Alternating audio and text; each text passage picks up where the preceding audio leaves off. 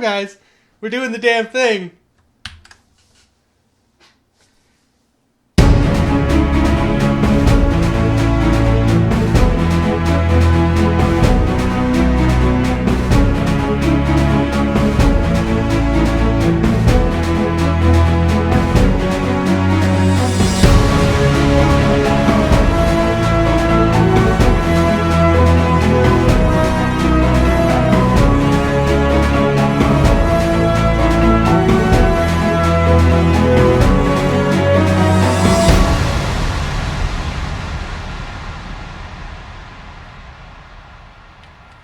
Ladies and gentlemen of the internet, what is up? Welcome to episode 1 of Voices of Agora.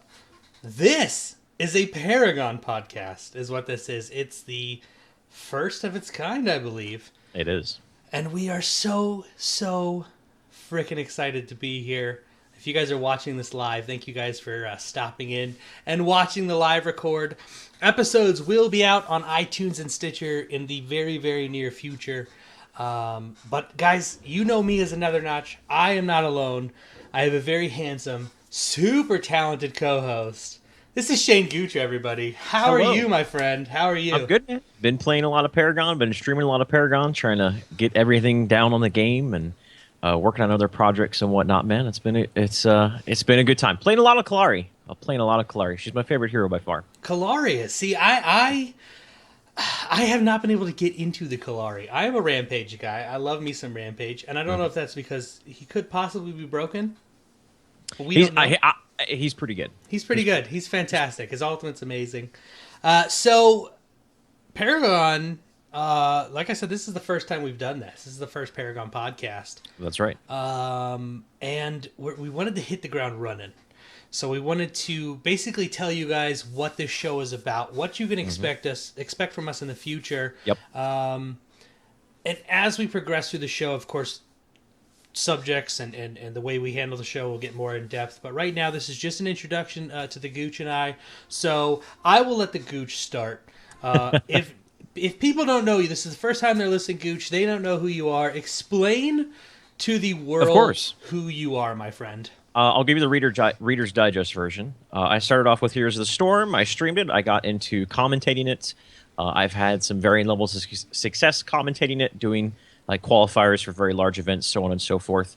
And I had to have transitioned here and looking forward to doing a lot of content with Paragon. Yeah. We have a lot of projects in the background that we're working on, things like that. So that's my background, is commentating. And of course, I've been playing video games all my life and whatnot. But my esports background, if that's what you want to call it, is in broadcasting, commentating, which I'm hoping to get into very soon, as soon as possible. Yeah. With Paragon, so that's kind of my that's me, man. That's me the Gooch in a nutshell. That's right. Yeah, man. And if you guys don't know who I am, my name is Another Notch, guys. I am a streamer.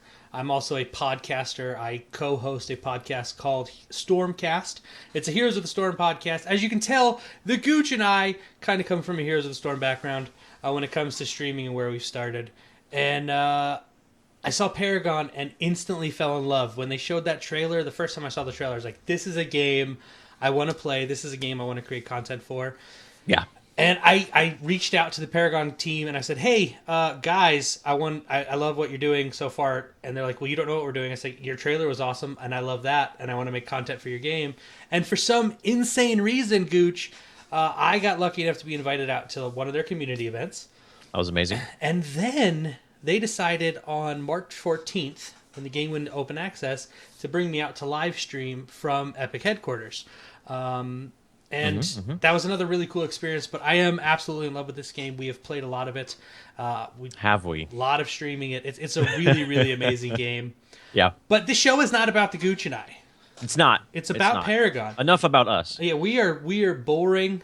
We're sexy, but we're boring. Agreed. But the game it's not about us. It's about the game. Exactly. So what we want to cover with this show is we want to be able to provide news updates. When balance patches go out, when there's changes to the game, when new heroes are announced. We also want to provide discussion, improving your gameplay. For example, the Gooch is in love with Kalari. I can learn from this man, and hopefully some of you can learn from this man how to card properly, Exactly. tips and tricks. I've seen some of those sick alts you've landed on Kalari. And we also want to bring out guests. We have guests lined up. We have some amazing guests lined up, guys. We do.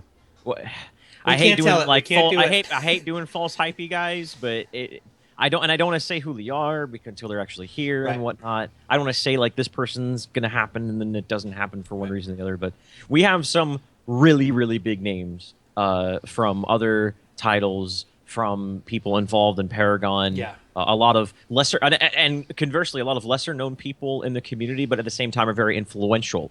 Are going to be very influential in the community and have already been an influence making certain infrastructure and whatnot. So there's the big focus is going to be on guests.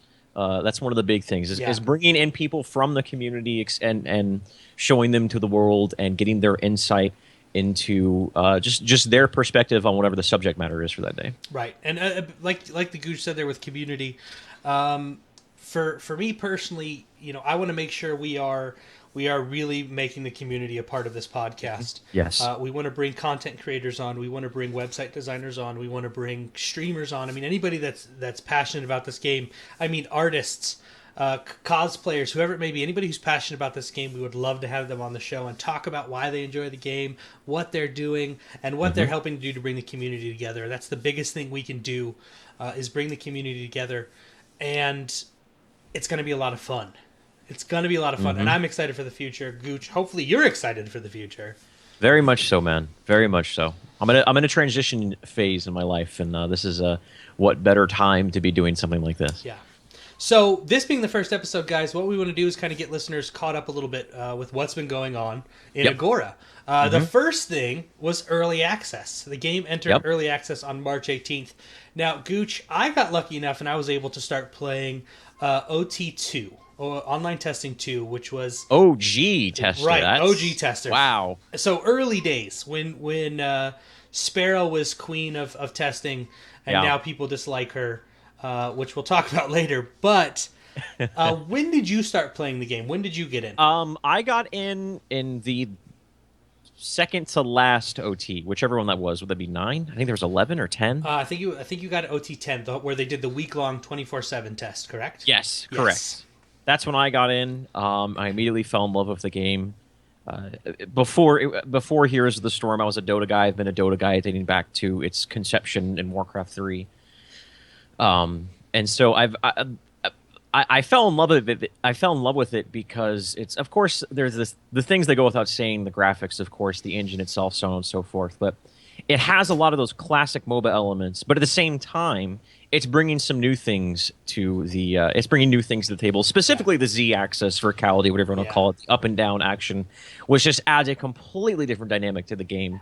And that alone really excites me. I can't wait to see these very mechanically talented players coming from other MOBAs or any other sort of similar game coming in and just completely like changing the landscape of what we know as a MOBA. Right. It's going to be really exciting to watch. I think the cool thing about this one, especially with the verticality of it, is if you're not a MOBA player and you like shooters, if you're into the shooter genre, you can come play this game. You'll have to learn some of those MOBA elements, but you can come and play Paragon and feel like you're at home because you know how to aim, you know how verticality works. Yes. And I think that's great. I think it's going to bring a lot more people into the game. Another cool thing is crossplay.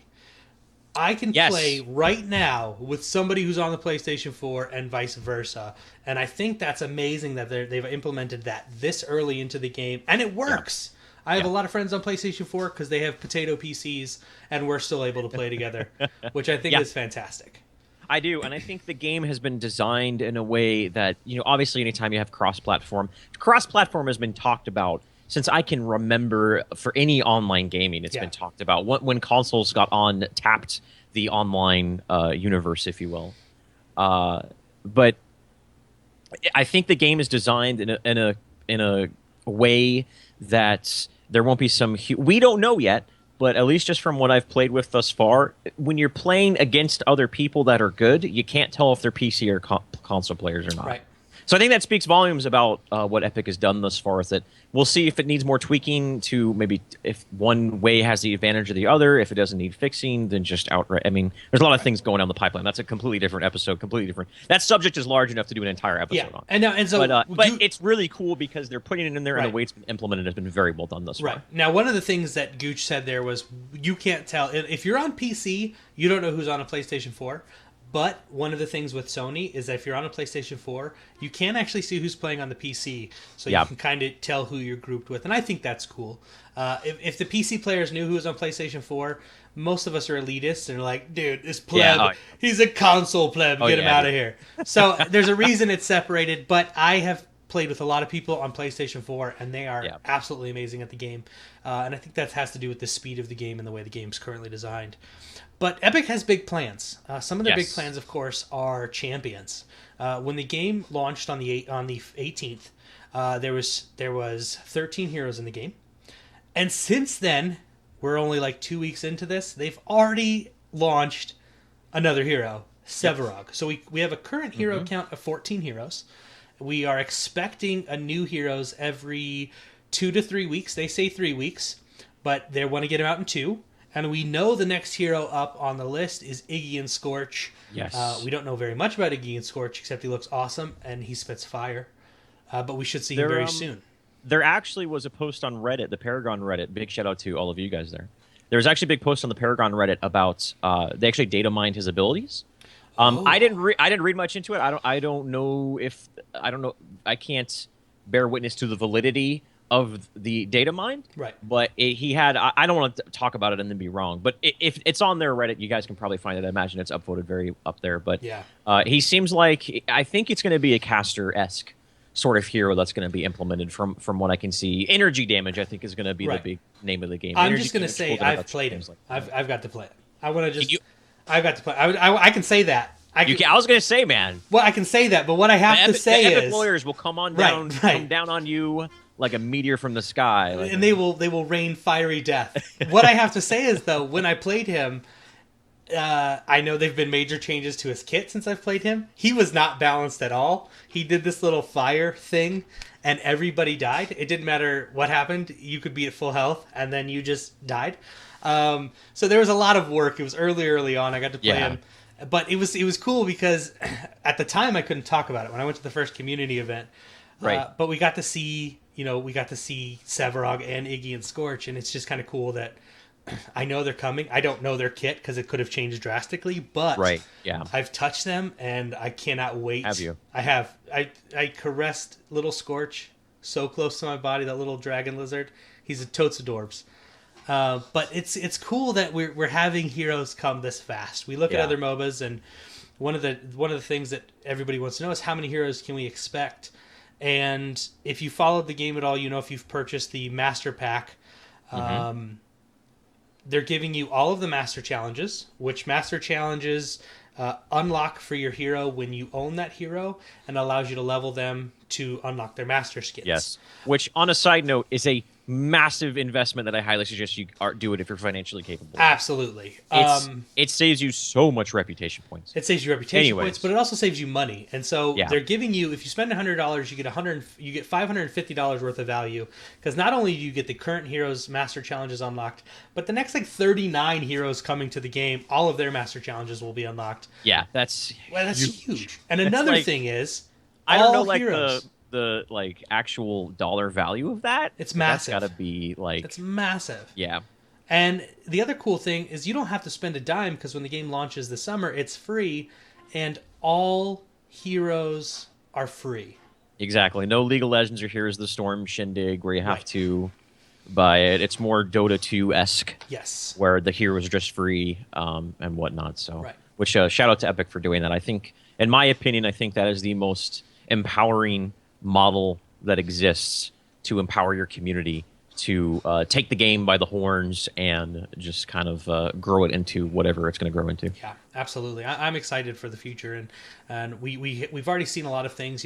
We just had our first balance patch, which Gooch, I'll let you run down those balance changes. Absolutely. But we had that first balance patch, and if you've played the game, you started on March 18th, that the god of Paragon was Grux, Oh man, and he would annihilate your soul he and was your so good. heart.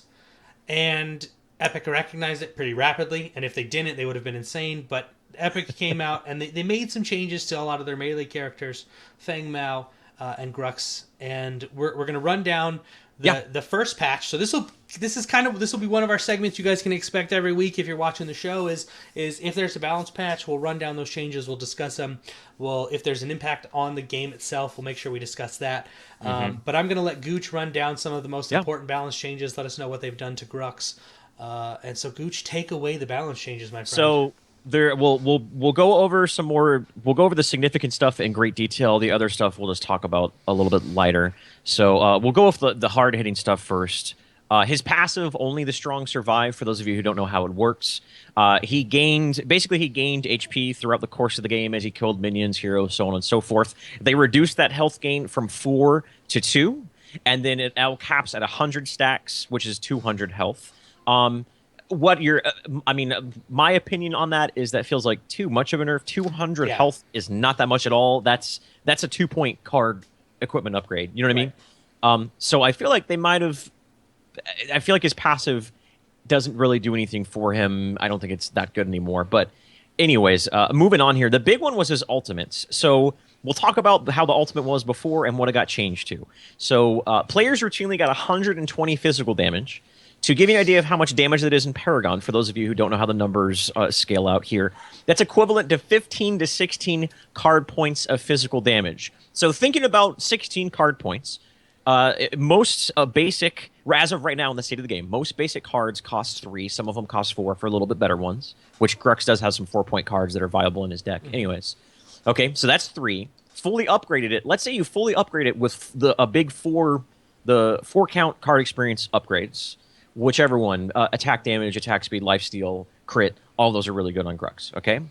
So then that's 4 times 3, which is 12. So that means with just all of a sudden, he can get a very, very highly upgraded amount of damage instantaneously. In one talent choice. In one talent choice, right. Just like that. Which, with the way the game scales right now, which is a different issue, but with the way the game scales right now, that's an absurd amount of damage. So they reduced the bonus on the Warlord's channel. Like I said, it was 120 on its 3rd level. It was 60, 90, 120 for the level 1, level 10, level 5, level 10, level 15, respectively. It went down from that to 15, 30, 45. So that's how drastic of a nerf that was. With that being said, though, even with that drastic of a nerf, Grux is still a very strong hero. He's still very impactful. That was the big one, is the nerf on his ultimate. Right. Instead of being able to run into a 1v5 with Grux and slam your face on the keyboard, you actually have to be a little bit more skilled with Grux. Yes. Before you could alt and just heroes were hit dead. the R button. He does that clap. And all of a sudden, the whole team... And everybody's dead. Everyone, what the crap just happened? We've been stunned. He runs faster, and he's doing this much damage? Dear God. Yeah, it was insane. So that was a good change. Now, how much Grux did you play? How much Grux did you actually play? I played quite a bit because I was a dirty Grux player, man. Oh. I knew how strong he was, and I was like, I have to play this guy. Right. Like, I'm just going to win the game. Like, it was insane. Right. Just a quick... Guys, the game's in early access. There's going to be imbalances, right? It's part of early access. Just a little side note for you. It bothers me when people are like, this hero's really strong. Yes, it's early access. Part of getting to early access and being a tester is helping Epic and the community itself say, hey, this hero's too strong, and helping find that balance that we're all trying to achieve. So when competitive scene does grow, when custom games are implemented, when tournaments start coming online, we already have an idea of what to maybe expect from a meta, specifically when it comes to the heroes. Anyways, I digress. So that was the big thing, is ultimate nerf. He had some other nerfs as well. His ability Smash and Grab. The base damage on Smash and Grab went from... so the scaling on it was basically buffed a little bit later on. Right. Nothing too significant. Just a little bit of some better scaling on his Smash and Grab, which is his Q ability, or I don't know the console buttons. I should probably know that. The number one ability for you console players out there. Also reduced the scaling of Smash and Grab just a tiny bit from 0.25 to 0.5. Again, pretty much insignificant. His charge ability, which is his E ability for PC players, reduced the damage scaling on that very slightly. Insignificant. Actually, that was a pretty moderate decrease, but you didn't pick that ability for the damage. Right. His damage was good enough. And then they reduced the scaling of that from 1 to 0.5. So essentially they nerfed the damage on his charge ability, but again, that's not a big deal because it didn't do that much. It wasn't a big damage ability anyways. So that was the big one, is Grux. He's no longer this like ungod tier warrior, like bruiser-esque sort of hero. He's still really good though, guys. With all that being said, do not be afraid to play him. He's still very, very impactful. He can roam, he can jungle, he can be in lane. He fits all those roles very, very well. Into the mid game, you transition to the mid game. A really good combination, guys, is if you get yourself a good Decker, you trap people inside of that arena with Decker's ultimates. You got that shield from the ultimate. Everyone's stuck. You're just sitting there and you're just smashing, grabbing them. It's a very good combination. Yeah. He's a so Grux is still hero. very impactful. He's a great hero. We did have some Feng Mao changes as well. Feng Mao was also another melee character that was really, really strong. He was really strong as well. And he wasn't one I played a lot of. But he is a super, super strong hero. And he also got some changes. What were the changes to Feng Mao? So they were just, again, there were significant nerfs. His damage was really spiky, and it was really, really hard to predict. Paragon, if you're reading the patch notes along with this, that's verbatim what it says. We reduced the impact with his passive.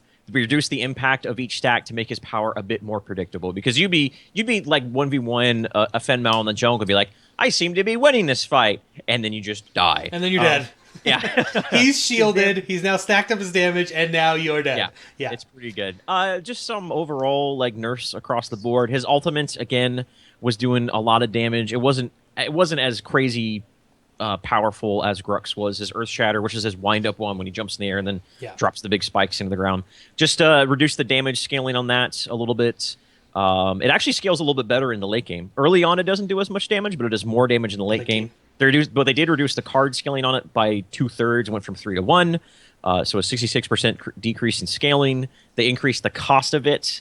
So there's a little bit more scaling on the energy cost of it. And of course, they did give him a little bit of a shield. Right. Of course, you didn't use it for the shield unless you're in a really bad situation and it's just a flat 100 health. So those are some nerfs that I think put him in his damage. The big thing was the unpredictability of his damage, just spiking all of a sudden when he used his passive, and he just does it like exorbitant amount of damage. Right. But again, he's still a really strong hero. He's not quite as strong as a roamer, I would say, as Grux is, because Grux has his smash and grab and also a gap closer. Feng Mao has a gap closer as well. He has his hamstring, but he's okay in the lane. He's pretty good as a roamer, and he's pretty good in the jungle as well. So, and he's still impactful from early game to mid game all the way to the late game as well. So the other big thing with this patch actually was the introduction of, like we said earlier, the newest hero, Sevarog.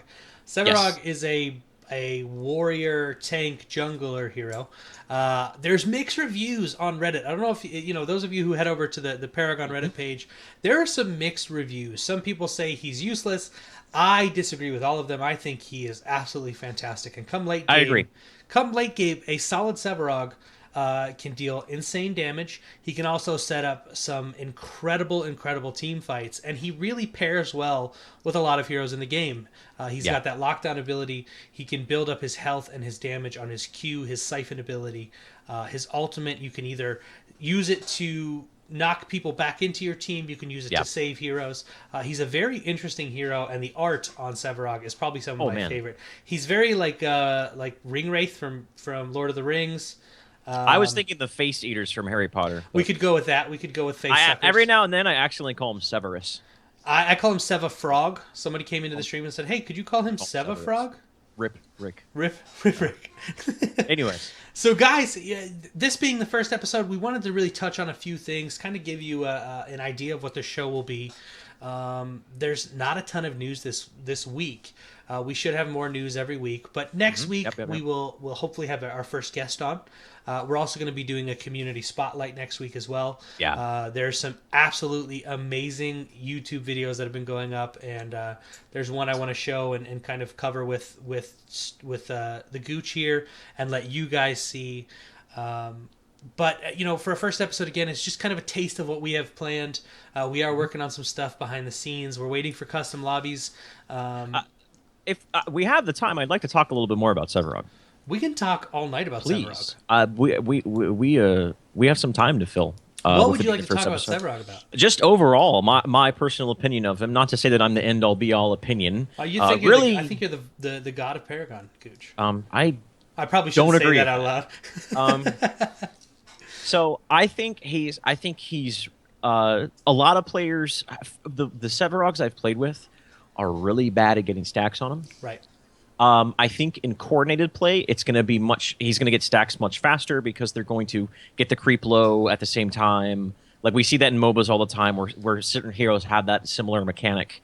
It's not unheard of for heroes to have similar mechanics where they build up stacks on an ability when they get last 7 minions. It's in Heroes of the Storm, it's in Dota, so on and so forth. I know in public games it's difficult to stack that because people don't understand the importance of it. Exactly. People don't understand that. So I think in solo queue, with that being said, I think he's pretty good in the jungle because you solo jungle because then you dictate like, okay, I'm going to get this basic white camp. I'm going to get the first one really low, and then I'm going to get the second one really low, and then I'm going to use my ability. Right. And that's really, really efficient, obviously. And he jungles relatively well. Anytime someone's a jungler, this applies to Sevarog, and anytime you're jungling, while you're jungling, always take into consideration your ability to roam to other lanes. Let's say mid lane's pushed in, it's a Gideon, right? You're level 3. That means Gideon most has 2 stacks in his E, probably only 1. So the distance on his escape is very, very small. And if the lane's pushed in, right? You just hit level 3 off of your either the second or the third basic camp you just picked up. You now have your snare. You now have your charge. You now have your stacking up ability as well. You're a really potent ganker in the early game because you have that root. As long as you are consistently able to land that root, and you position yourself, you have good map awareness, you're recognizing one lane is pushing in, you're like, okay, I'm going to start heading over there, just hit level 3. Level 3 is a beautiful timing on heroes like this, because like I said, you have your root, you have your charge, and you have your leech ability that I can't remember the name of, the one that you build stacks up with. Siphon, thank you. So that's something to take into consideration, guys. In that solo queue environment, look for those lanes that are pushed in for immobile heroes. Early on, Gideon isn't that mobile. Obviously, Sparrow. Murdoch, to an extent, obviously has those mines and whatnots.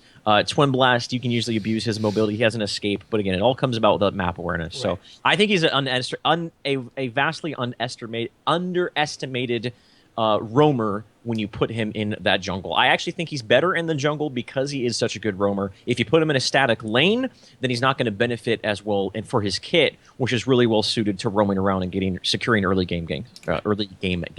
Now, I've played quite a few games with Sevarog. One of the things that I find difficult with Sevarog is always stacking that queue. But like Gooch said there, jungling is such an incredible way to play him. And attack speed. When you're building a deck on Sevarog, I always build attack speed right off the bat. It keeps you killing minions a little bit quicker, and you're getting more swings on enemy heroes. Attack speed is so huge in this game for some of your tanky heroes. But we are going to cover a lot of these heroes very in depth. We're also going to do a series on starter decks, because I know I've talked to a lot of people. It's like, I don't know how to build this guy with my starter deck. Yeah. And if you're new to the game and you just want to test out a hero, we'll cover, starter decks. We'll cover in-depth deck building for some of the other heroes. We'll also have, again, community members on that are going to talk to us about, I main steel and this is how I build steel. Mm-hmm. Unfortunately, without the competitive scene right now, we don't have the ability to see what those, and I'm going to use this term loosely, but those top decks will be, because there's so many different ways to build a hero. I'm sure we'll start to see kind of a meta form around, well, you want to build Grux this way, you want to build Rampage this way, and we will see some iterations on those, but being this early, micro nukes on Murdoch. Micro nuke on Murdoch. Scaling changes, please, epic.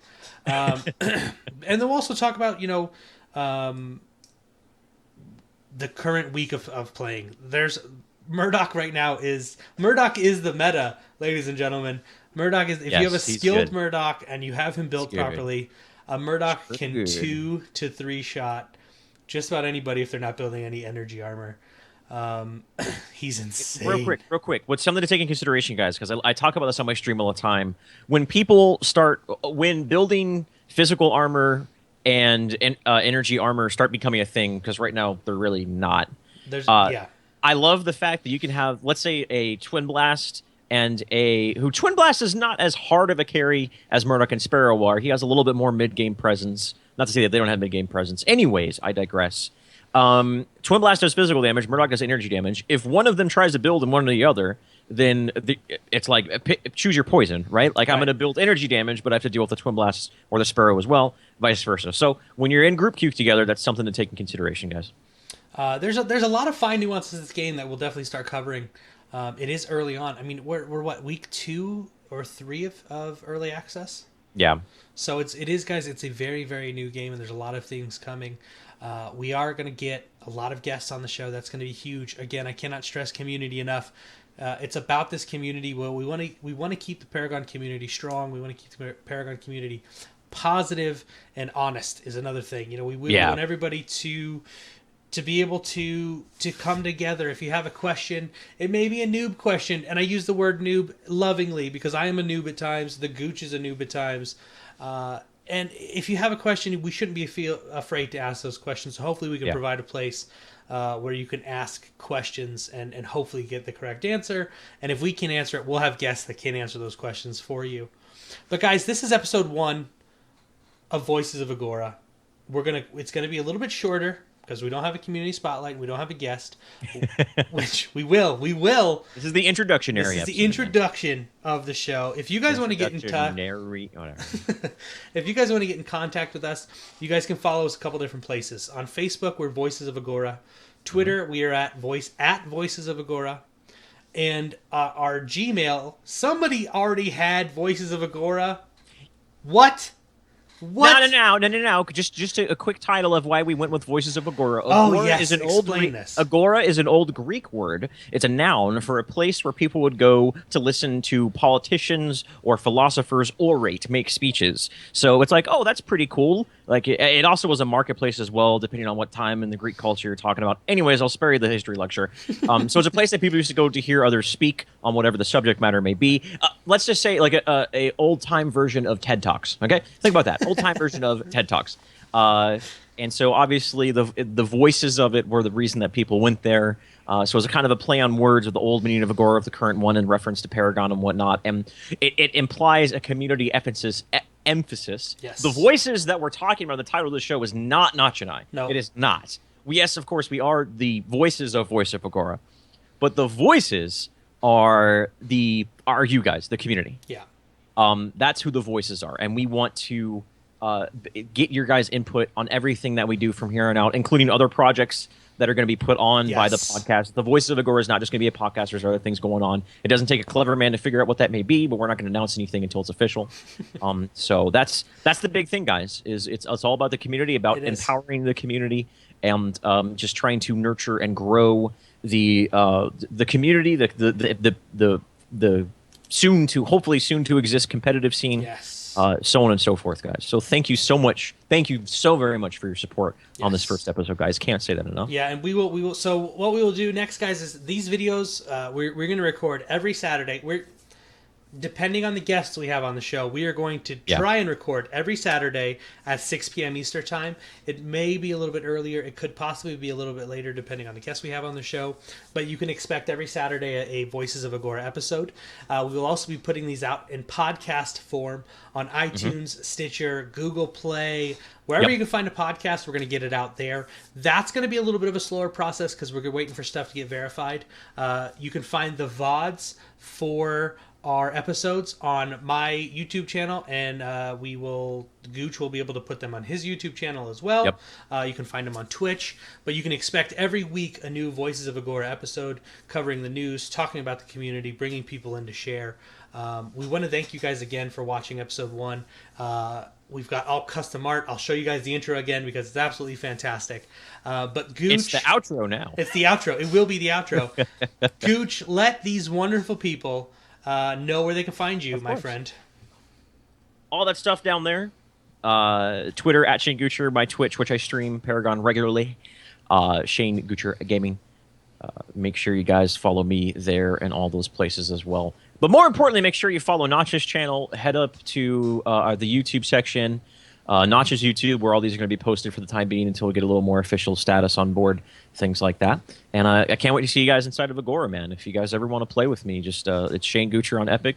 You can add me. I don't think there's a friend limit, a friend list limit. I certainly hope not. I love playing with new people. We'll learn together. We'll grow together, not only in Agora, but with the community as well. Yeah. And guys, thank you so much. You guys can find me on Twitter at Notch Plays Games, streaming every night at twitch.tv/anothernotch. Thank you guys again so much for being a part of the first episode. We cannot wait to put out more, and we will see you guys in Agora. And stay tuned for this awesome outro. Oh, here it comes, Gooch. Are you ready? Are you ready? Get hyped, folks. I'm just kidding. Get hyped now, folks.